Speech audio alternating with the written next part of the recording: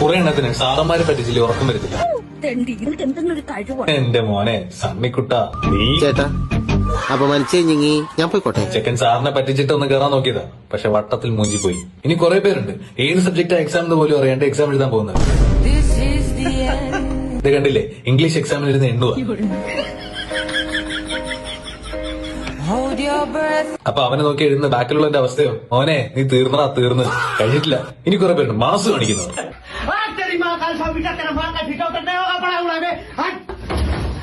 പഠിപ്പിച്ചോണ്ടിരുന്ന സാറിനെ പിടിച്ച് മാറ്റിയിട്ട് ബോർഡ് മാറ്റിക്കൊണ്ടിരിക്കുക. എന്തിനാ? മാസ് കാണിക്കാൻ. മാസ്ഡാ ദേവം മാറ്റിക്കൊണ്ടിരിക്കുന്നതിലേ കണ്ടല്ലോ. അവന്റെ ഫ്യൂച്ചർ എന്താന്ന് കൂടെ ഒന്ന് കണ്ടോ. പിന്നെ മറ്റൊരു കുട്ടുണ്ട്, ബുക്ക് കാണുമ്പോ പേടിച്ചോടുന്നൊരു കുട്ടം. അങ്ങനെ സൈക്കിൾ മേടിച്ചു തരാൻ വേണ്ടിട്ട് മാമനെയും കൂട്ടി സൈക്കിൾ ഇരിക്കുന്ന സ്ഥലത്തേക്ക് കൊണ്ടുപോകാൻ നോക്കിയതാ. പക്ഷെ അപ്പോഴേ അവൻ ബുക്ക് കണ്ടത്. ബുക്ക് കണ്ട് മേടിച്ചിടുന്നു.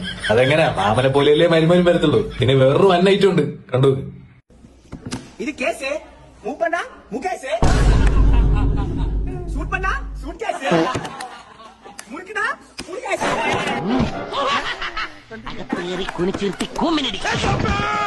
പണം നായിന്റെ പോലെ നിന്നെ അടിച്ച് കൊല്ലാനാരില്ലടാ അവിടെ. ഇങ്ങനെയും കുറെ വാണങ്ങളുണ്ടാവും. ഇതിന്റെ ഫ്യൂച്ചർ എന്താന്ന് ഞാൻ പറയുന്നില്ല. എന്തേ, ഞാൻ പറഞ്ഞ സത്യമല്ലേ?